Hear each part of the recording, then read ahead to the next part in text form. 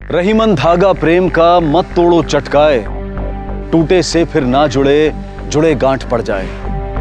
कहावतें, दोहे कई बार जिंदगी के एक ऐसे सच की तरफ इशारा करते हैं जिन्हें अगर समझो तो जिंदगी जीने का नजरिया मिल जाता है। लेकिन कई बार जानते समझते हुए भी हम उनसे मुंह मोड़ लेते हैं, अनसुना अनदेखा कर देते हैं।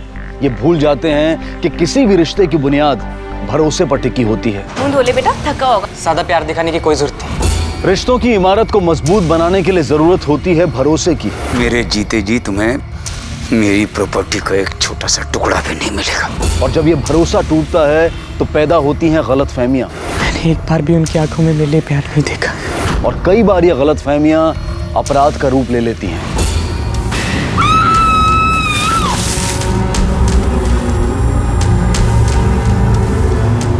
आज का ये उलझा हुआ केस आपको सोचने पर मजबूर कर देगा कि कभी कभी सच्चाइयां कितनी कड़वी होती हैं, कितनी पेचीदगियों की आड़ में छुपी हुई होती हैं कि जब वो सामने आती हैं तो सबके होश उड़ा देती हैं।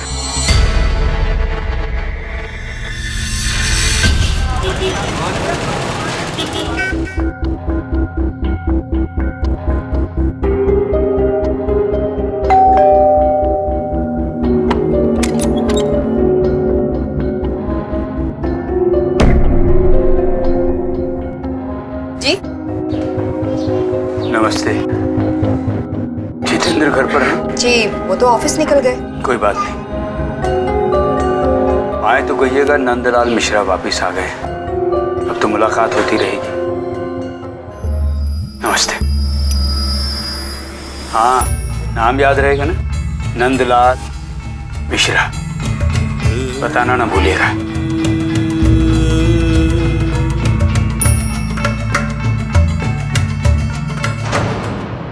आप जाओ, मम्मी आ रही है अभी। हाँ, ध्यान कहाँ है आपका? मैं कुछ बात कर रही हूँ। आपको पता है, बुजुर्ग इंसान था लेकिन बहुत ही अजीब था। वो है कौन? क्यों आ रहा है बार बार मिलने?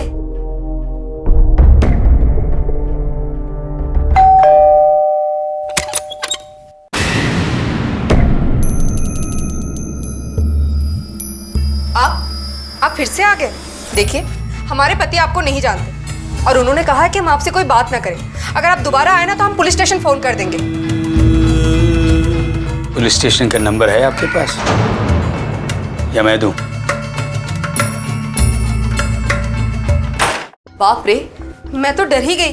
आपको पता है, मैंने उसे पुलिस की धमकी दी तो कहता है कि नंबर है या दूं। बहुत ही अजीब इंसान है वो। आखिर आप बताते क्यों नहीं है? कौन है? क्यों बार बार आता है हमारे घर? नाम याद रहेगा ना? हाँ, नंदलाल मिश्रा नाम बताया अपना। कहा कि बोल देना वापस आ गया है। मुझे तो डर लगने लगा है अब। आप एक काम क्यों नहीं करते? आप जाके उससे बात करो ना, आखिर पता तो चले कि कौन है, क्यों आ रहा है बार बार। निकल यहां से।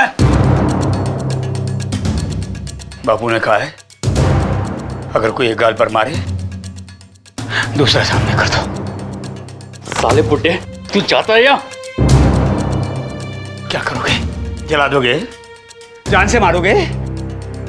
खून कर सकते हो तो 2 थप्पड़ मारने में क्या हर्ज है? ये मेरा गाल मारो। हाथ क्यों रुक गए? तुझसे बहस नहीं करना चाहता मैं। निकल जा यहां से।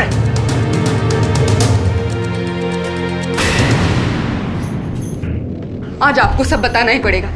हत्यारा क्यों कहा उसने आपको? और आप खून कर सकते हो, इसका क्या मतलब है? देखिए, मुझे बहुत डर लग रहा है। साफ साफ बताइए ना, बात क्या है? आप चुप क्यों हो? बोलो ना।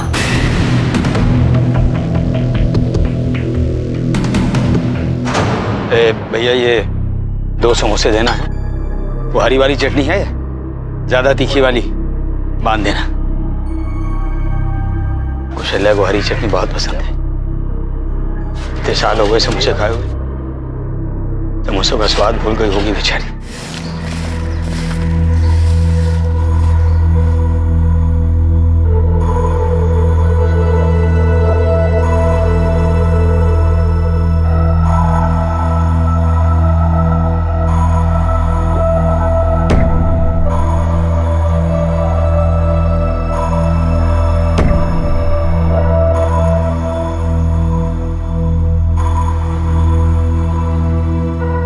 सुधरेगा, नहीं सुधरेगा ना। ढीठ हो गया, क्या पूछेगा? बोल, पूछेगा? आप कर रहे हो? पूछेगा? हाँ? आप भी ना छोड़ो इसे, जब देखो इस बिट्टू के पीछे पड़े रहते हो। इसे ना बाद में सुधार लेना, पहले जाकर उनको सुधारो। जाइए जाकर देखिए बाहर। पता भी है आपको, आज तीसरा दिन है और घर के बाहर पेड़ के नीचे वो तो अपना पूरा बोरिया बिस्तरा लेकर घर बनाकर बैठ गए। लोग कैसी कैसी बातें करें, कुछ पता भी है आपको? पूरे मोहल्ले में हमारी बदनामी करके रख दी है। लोगों की बातें सुन सुन के ना मेरी तो कान पक गए। आपसे कह रही हूँ, जाकर जो बात करनी है जाके कीजिए। अब जाइए।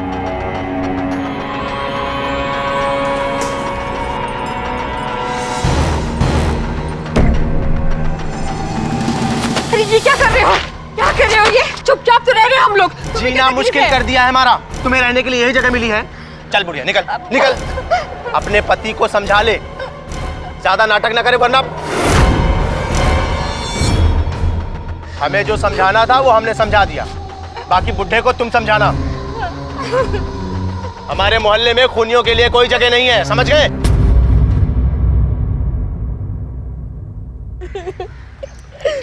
सामान भी फेंक दिया। बस बस, अरे क्यों आंसू बहाती ऐसी नालायक औलाद के ऊपर? चिंता मत कर, मेरे रहते तुझे कोई परेशान नहीं कर सकता। कब तक रहेंगे हम लोग ऐसे? कब तक रहेंगे?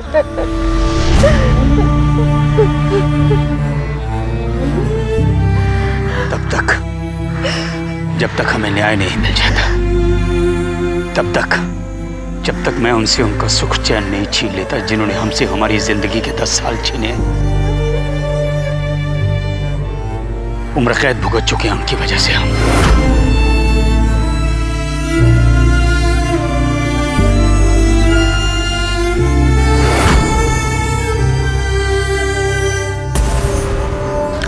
शांत रह तू। ले समोसे खा, तेरी मनपसंद तीखी चटनी के साथ लाया हूं।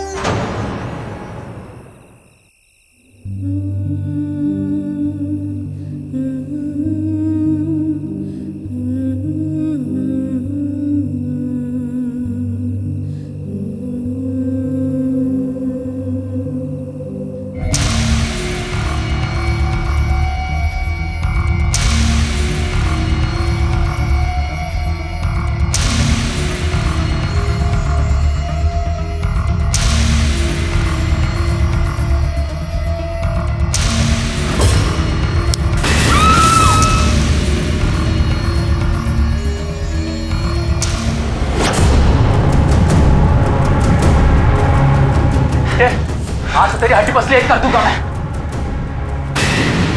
क्यों पीछे पड़ा मेरे?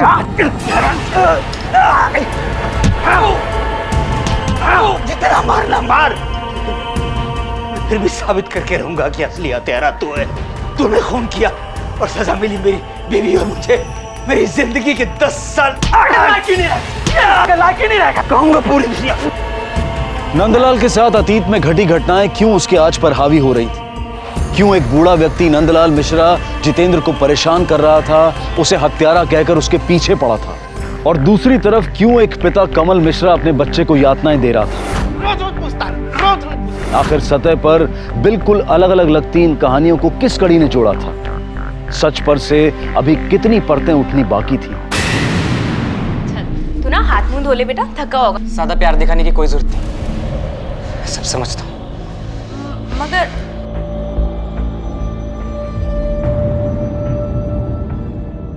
रुक, तू तेरे तेवर नहीं बदलेगा? हाँ? घूरता किसे? हाँ? इतनी मार खाता है, इसके बाद भी मुझे घूर के देख रहा है। बाप से नजर मिलाएगा? आंख नीचे, आंख नीचे कर, आंख नीचे।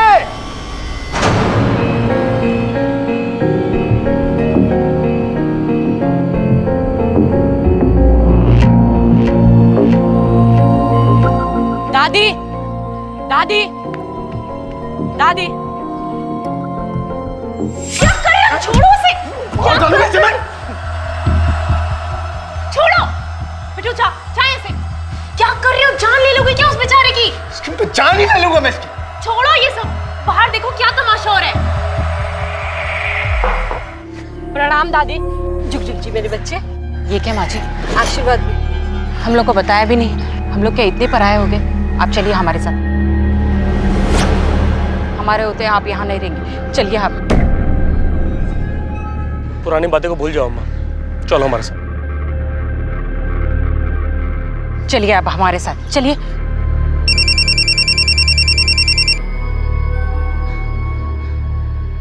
हेलो,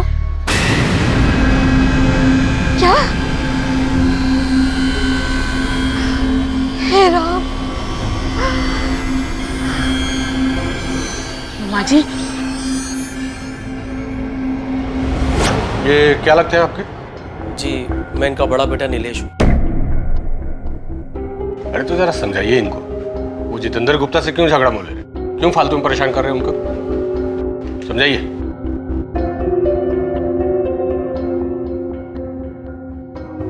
बाबूजी आपकी दवाई। मुझे किसी की हमदर्दी नहीं चाहिए।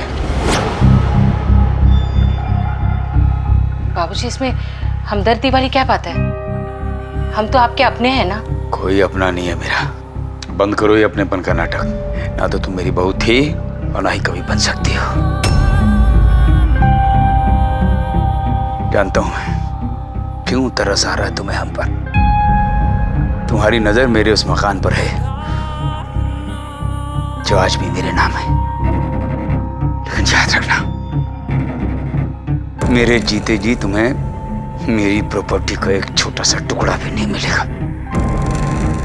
ये बाप और बेटे का रिश्ता तो उसी दिन खत्म हो गया था जिस दिन तुमने मेरी मर्जी के खिलाफ शादी की थी। अरे बेटा, आओ आओ आओ। वह रुक जाओ नीलेश।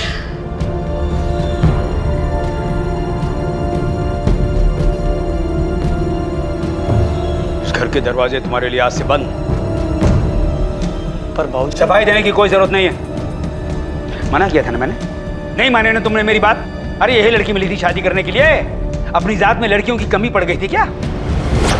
सुनिए, आशीर्वाद तो देने दो बच्चों को। कौशल्या, अगर तुमने इसके सर पर हाथ रखा तो मेरा मरा मुंह देखोगी। निकलो तुम लोग यहाँ से। अब हमारी चिता को आग लगाने में मत आना, समझे? तो खड़े देख क्या रहे हो? जाओ यहाँ से, जाओ, निकलो, जाओ। चलो कविता।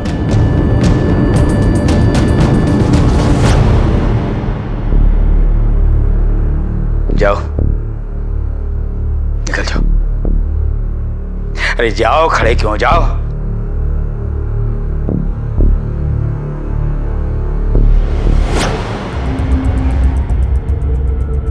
वकील साहब, और कितना समय लगेगा? अरे नीलेश जी, परेशान मत होइए, ये प्रोसेस बड़ा कॉम्प्लिकेटेड होता है। वकील साहब, समय हाथ से निकलता जा रहा है, अगर जल्दी कुछ किया नहीं तो। अरे नीलेश जी, चिंता मत कीजिए, ये जमीन जायदाद प्रॉपर्टी कहीं भागा थोड़ी जा रहा है, ये सब आपका ही हो। नंदलाल मिश्रा और उनकी पत्नी कौशल्या न जाने कितने तूफानों से गुजर रहे थे। अपने अंदर न जाने कितनी आग समेटे हुए थे। उन पर न जाने कितने गंभीर आरोप लगे थे। क्या नंदलाल और कौशल्या को इस आरोप में फंसाया गया था? क्या जेल से बाहर आने के बाद जितेंद्र का पीछा कर नंदलाल कुछ हासिल करना चाहता था? क्या झूठे आरोप और सजा का गुस्सा उसके मन पर था और वो अपनी खोई हुई इज्जत को वापस पाना चाहता था? आखिर क्या है इस कहानी का सच?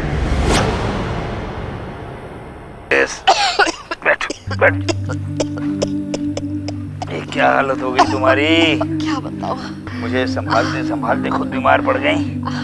ये तुम कुछ खा लो, फिर दवाई देता हूँ मैं तुम्हें।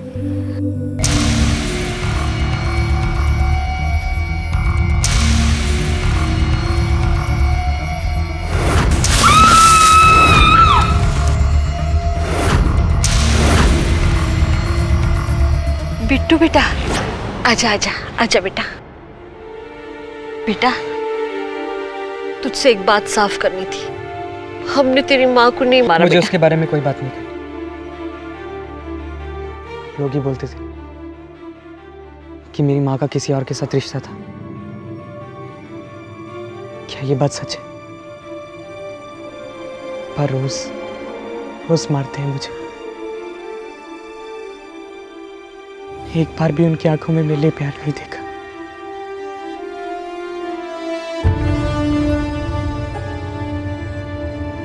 क्योंकि मैं उनका बेटा नहीं हूं ना, और वो तो संतेली माँ भी ले। एक चम्मच बस बेटा, बस एक चम्मच। हाँ मैं नहीं खाऊंगा। क्या हो रहा है? देखिए ना, ये कुछ भी नहीं खाता। क्यों रे? अपनी माँ को तंग करने में बड़ा मजा आता है? ये मेरी माँ नहीं है। तुम्हें कौन को नीचे दिया है? मुझसे एक बार भी नहीं पूछा कि बेटा तेरा स्कूल कैसा चल रहा है, मार्क्स कैसे आ रहे हैं तेरे। मतलब तो यही है ना कि मैं उनका खून नहीं। प्लीज दादा दादी, प्लीज मुझे बता दो मैं किसके औलाद हूँ। दादी दादा प्लीज मुझे बता। दादी कुछ तो मत। कैसी बातें कर रहा है ये, देखो। पता है, मेरे दोस्त मोहल्ले वाले सब चिढ़ाते हैं मुझे, बोलते हैं तेरा बाप कौन है। क्या जवाब दूं मैं? अगर वो मेरा बाप नहीं है तो उसने मुझे घर पे क्यों रखा?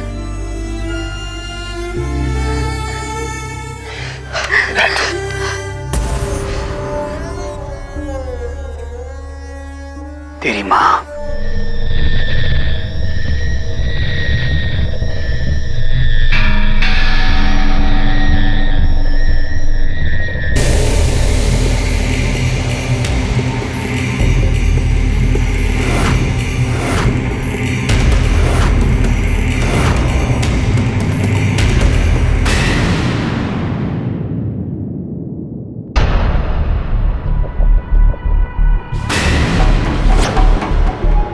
कहाँ है बॉडी?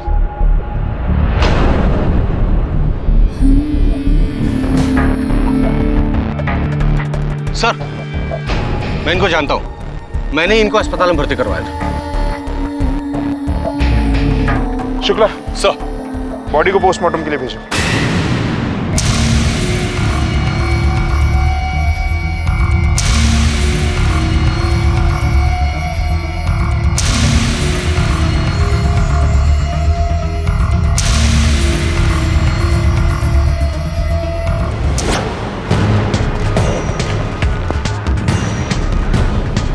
लो,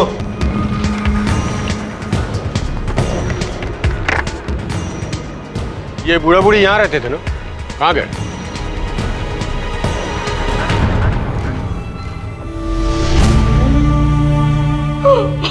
बाबूजी, बाबूजी, हमारी अपने आप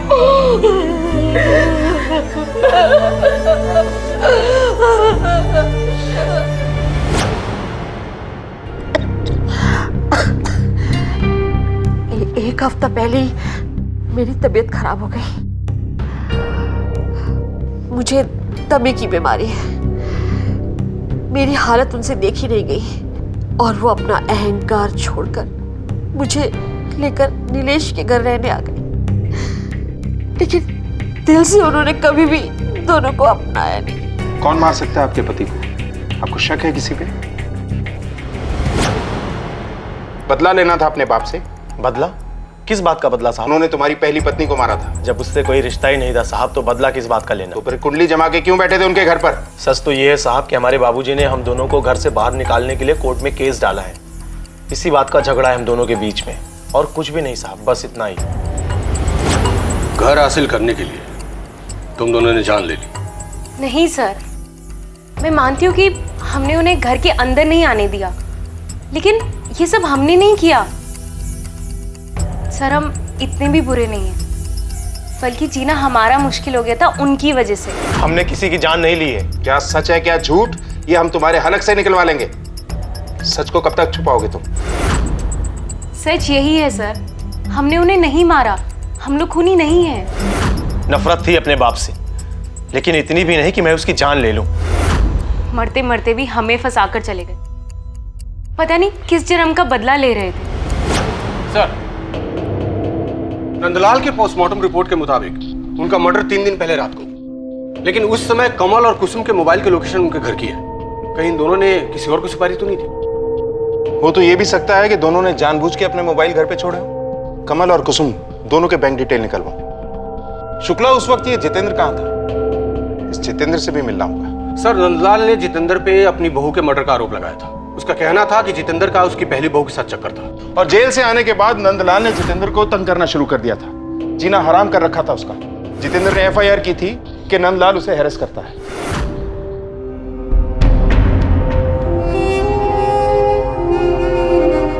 खूनी हत्यारा। भैया चाय देना। ऐसे चाय शुद्धि पापी आदमी है, खूनी हत्यारा। ए रुक, चलो भाई। अरे किसकी हत्या करवाने ले जा रहा है ये? पूछ तो लो इससे। हत्यारा है ये, हम दोस्त तक को नहीं छोड़ा इसने। चलो भाई, कातिल है तू, कातिल। अरे बेटा, ये बच के खूनी कातिल जा रहा है ये जला के मार डालता है। बचो, कातिल है, कातिल। ये मार देगा किसी को भी पकड़ के। जला के मारता ना तू लोगों को। आज तो जिंदा नहीं बचेगा। हत्यारा। अगर जितेंद्र को कुछ करना ही था तो वो पुलिस में रिपोर्ट क्यों करा था? Right sir. सर, दो लोग और, नीलेश और कविता। कहीं इन दोनों ने तो मर्डर नहीं किया या फिर करवाया? क्यों? सर, बाप ने इतना बेइज्जत करके घर से निकाला, जायदाद से बेदखल कर दिया, फिर भी ये दोनों हस्बैंड वाइफ इतना प्यार जता रहे थे। आजकल के बेटा और बहू इतना करते हैं क्या? शुक्ला, कहीं ये प्रॉपर्टी का एंगल तो नहीं? पता करो। शुक्ला, इस केस में सभी शक के दायरे में। पिछली बार अगर नंदलाल को इंसाफ नहीं मिला तो इस बार हमें उसे इंसाफ दिलाना ही होगा। Right sir. चलो। अब पुलिस को विश्वास होने लगा था कि नंदलाल किसी से कुछ छीनने के लिए नहीं बल्कि न्याय के लिए लड़ रहे थे ताकि उन पर और उनकी पत्नी पर लगे दाग हट सके। लेकिन इंसाफ की नजर में उनकी बहू का केस क्लोज हो चुका था। अब सवाल यह था कि अगर उन्होंने सरिता की हत्या नहीं की थी तो फिर मुजरिम कौन था? और अब नंदलाल मिश्रा की हत्या भी हो चुकी थी तो पुलिस इस सोच में थी कि क्या इन दोनों हत्याओं का जिम्मेदार कोई एक ही इंसान था। लेकिन नंदलाल के खून की वजह क्या थी? क्या जितेंद्र का वाकई इन दोनों केसेस से कुछ लेना देना नहीं था?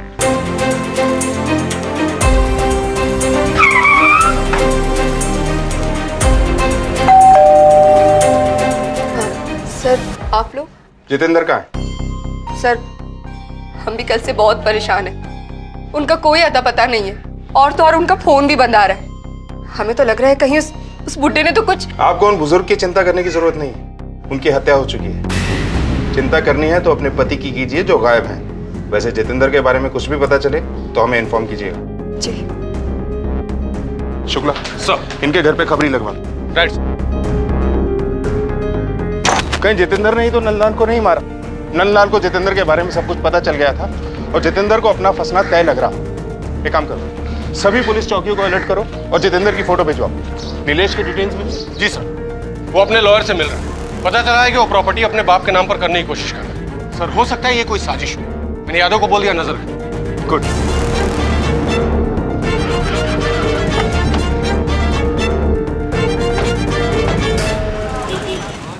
देखिए, लड़के की कंडीशन बहुत सीरियस है। 60% जल चुका है, इसलिए फिलहाल कुछ कहना बहुत मुश्किल है। फिर भी हम ट्राई कर रहे हैं। Excuse me.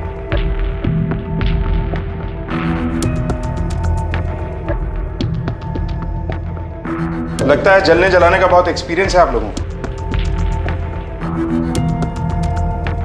आप कहना क्या चाहते हैं? ये हमने खुद को जलाया है? क्या पता, बिट्टू को आधे रास्ते तो पहुंचा ही दिया है। हाँ? 60% जल चुका है वो। लेकिन हमने उसके साथ कुछ भी नहीं किया, उल्टा बिट्टू ने हमें मारना चाहा। बिट्टू ने? क्यों?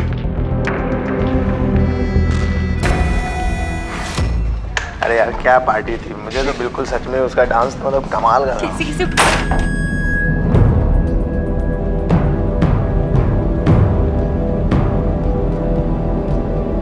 बिट्टू, क्या ये? तू गीला क्यों है? और ये केरोसिन की महक? तुम दोनों मरोगे मेरे साथ यहाँ पर। बिट्टू बेटा, किससे बातें कर रहे हो? और ना ही इस आदमी का। तुम दोनों को पता चलेगा कि रोज रोज जलना कैसा। ये क्या कर रहे हो? छोड़ से, रुक जा। बिट्टू नहीं। बिट्टू ने ये सब हमें सजा देने के लिए किया।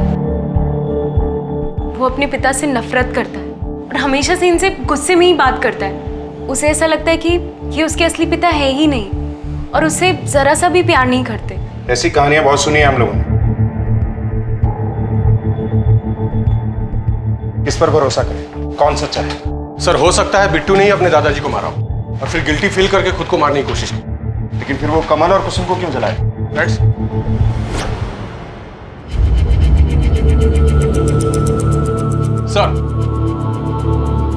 सर ये देखिए, पिछले 3 दिनों से कई घंटों तक बिट्टू और नंदलाल मिश्रा के फोन की लोकेशन सेम रही है।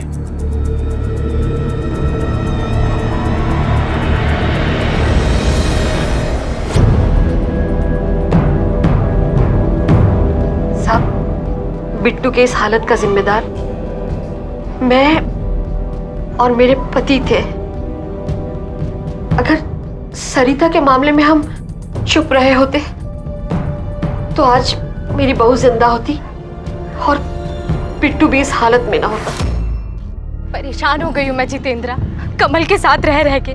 6 साल हो गए हैं शादी को, लेकिन उसने कभी भी मुझे अपना नहीं समझा। तुम तो मेरे दोस्त हो ना, बताओ ना मैं क्या करूँ, क्या करूँ? तुम टेंशन मत लो, सब ठीक हो जाएगा।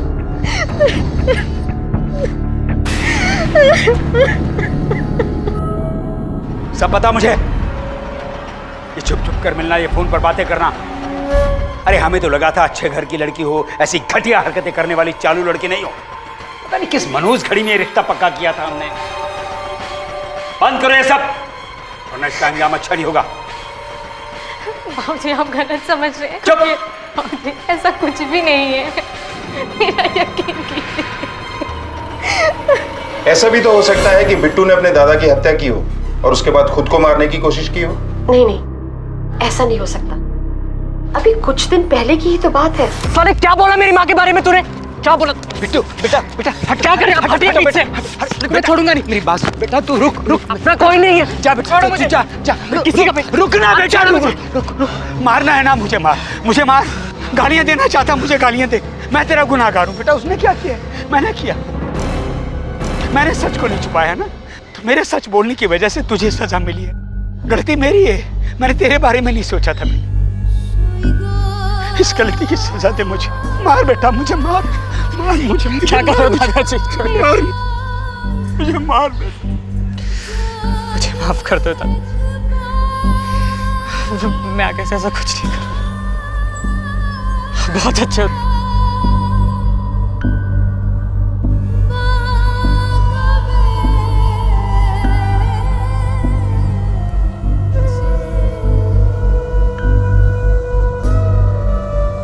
उसके बाद बिट्टू अपने दादू से अक्सर मिलता रहता था। दोनों एक दूसरे से बातें करते रहते थे। बहुत करीब आ गए थे दोनों। बहुत खुश थे वो लोग।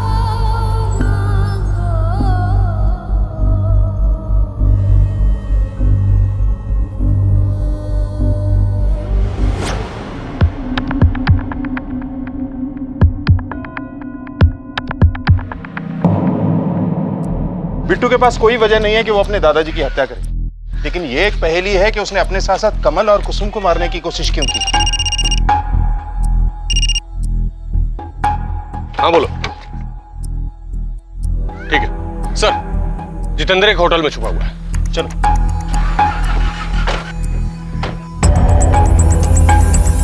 सर जितेंद्र ने अभी तक चेकआउट नहीं किया है, लेकिन कल रात से अपने कमरे में भी नहीं है।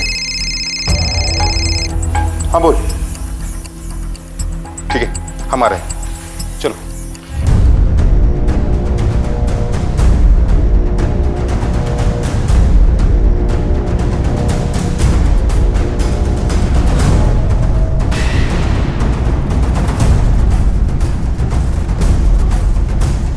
शुक्ला सर, पूरे एरिया को अच्छी तरह से छान मारो।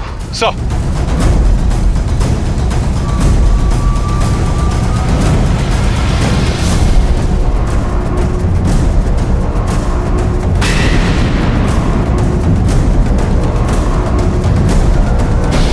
सर, चाकू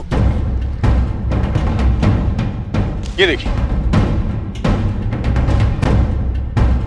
शुक्ला सर, बॉडी को ऑटोप्सी के लिए भेज दो। मर्डर चाकू से हुआ है। सोचने वाली बात यह है कि नंदलाल का मर्डर भी चाकू के वार से ही हुआ था। खैर, इस चाकू के फिंगरप्रिंट्स मंगवाओ। सर।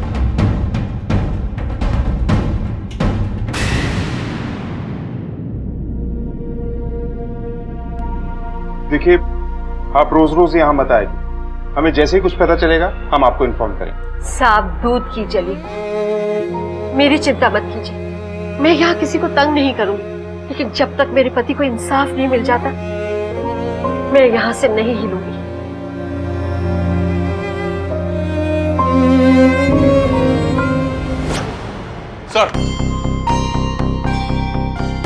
सर, जितेंद्र का कत्ल जिस चाकू से हुआ वही चाकू नंदलाल को भी मारने के लिए यूज किया गया। ये देखिए, और उस चाकू पर जितेंद्र के उंगलियों के निशान भी मिले हैं। और सर, खबरी ने यह खबर दी कि कुछ दिन पहले जितेंद्र ने चाकू खरीदा।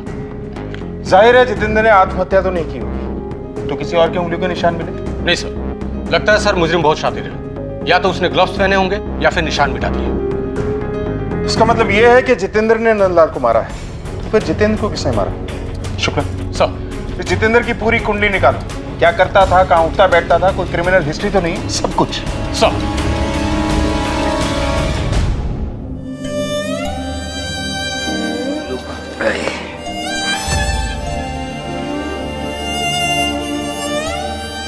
पुरानी बातों का बोझ लेकर कब तक जीते रहेंगे? नई शुरुआत क्यों नहीं करते? वो बात पुरानी कहाँ हुई कौशल्या? उस बात के बाद और कोई बात तो हुई नहीं हमारे जीवन में। उसी बात के बोझ तले तो दब कर जी रहे हैं हम।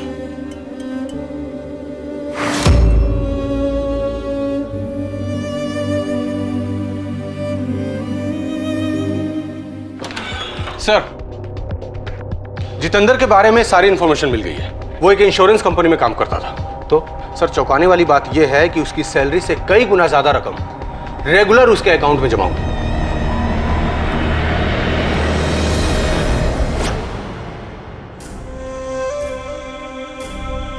सर, हमें कुछ भी नहीं पता। हम आपको कुछ भी नहीं बता सकते।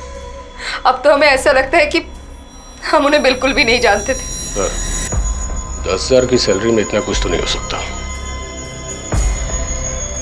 कहां से है ये सब कुछ? वो सर, हमारे हस्बैंड हर महीने घर के खर्चे के लिए ऊपर से 5-6 हज़ार देते थे, लेकिन हमें नहीं पता कि ये पैसा वो कहाँ से लाते थे। हाँ, लेकिन मैं हर खर्चे का हिसाब रखी हूँ अपने कॉपी में तारीख के साथ। ठीक है जी।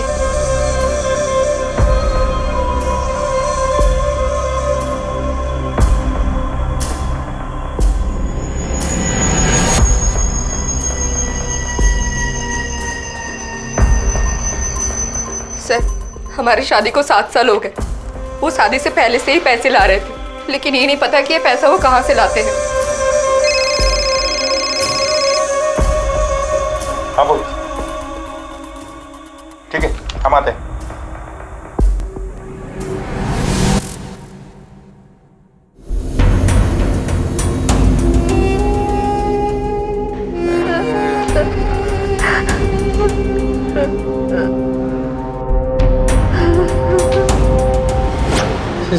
सर,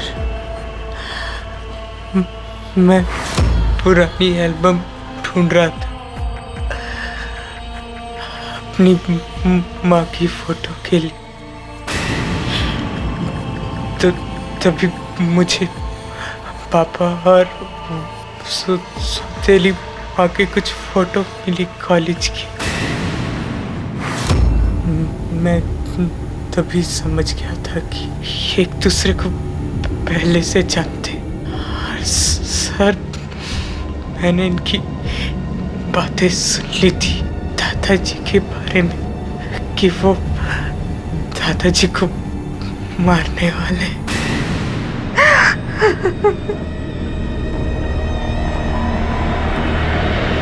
बहुत अफसोस के साथ कहना पड़ रहा है कि हम ये केस सुलझा नहीं पाए,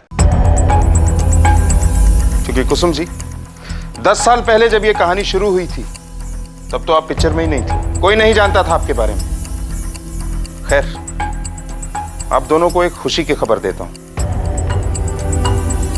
बिट्टू को होश आ गया है और उसने हमसे खुलकर बातें की हैं। उसने हमें बताया कि उसने खुद को मारने की कोशिश क्यों की, या फिर मैं यूं कहूं कि आप दोनों को मारकर खुद को सजा देने की कोशिश क्यों की, क्यों किया ये सब।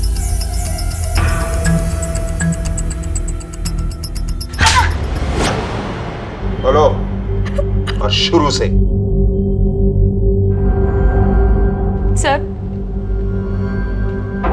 और कमल कॉलेज टाइम से एक दूसरे से बहुत प्यार करते थे, लेकिन जब नीलेश भैया की शादी के बाद बाबूजी ने उन्हें घर से निकाल दिया तो हमें लगा कि वो हमारी शादी के लिए तो कभी नहीं मानने वाले।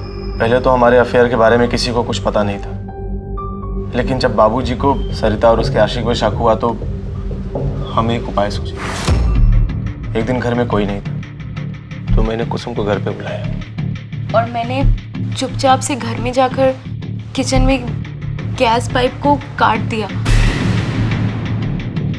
मैं घर से बाहर ही निकल रही थी कि जितेंद्र ने मुझे देख लिया।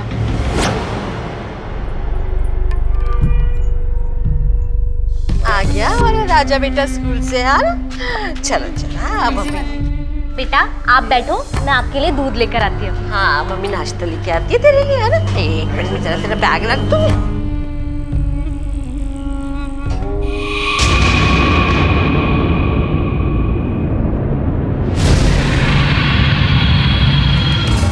अरे रामेश्वर भाई, अरे रामेश्वर भाई, बहू को मेरी बहू जल गई मेरी। ये रुक रुक तो रुक। जितेंद्र इतने सालों तक ब्लैकमेल करता रहा मुझे। तुमने तो अपना भविष्य उज्जवल कर लिया है कमल के साथ शादी करके। कुछ हमारे बारे में भी सोचो। मेरे प्यार की कवर पे तो तुमने अपना घर बना लिया है। अगर मैं मुंह खोलूंगा ना तो सीधा अंदर जाओगी, सोच लो।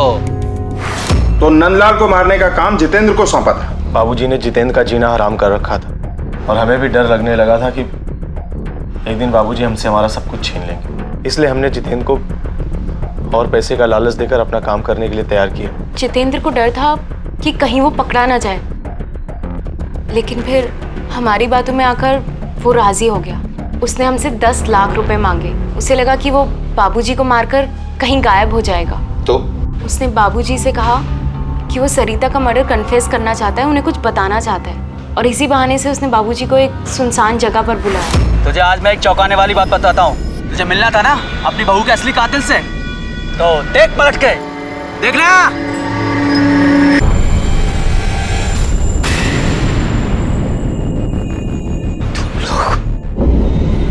शर्म आती है तुम जैसे लोगों पर। अब जिंदगी भर जेल में पड़े यही सोचते रहना कि क्या मिला ये सब कुछ करके।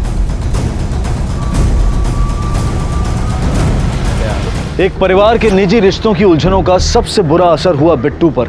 अब उसकी दादी ही उसके जख्मों पर मलहम लगा रही है। आखिर क्या हासिल हुआ इस जुर्म से? लेकिन रिश्तों का हासिल है क्या?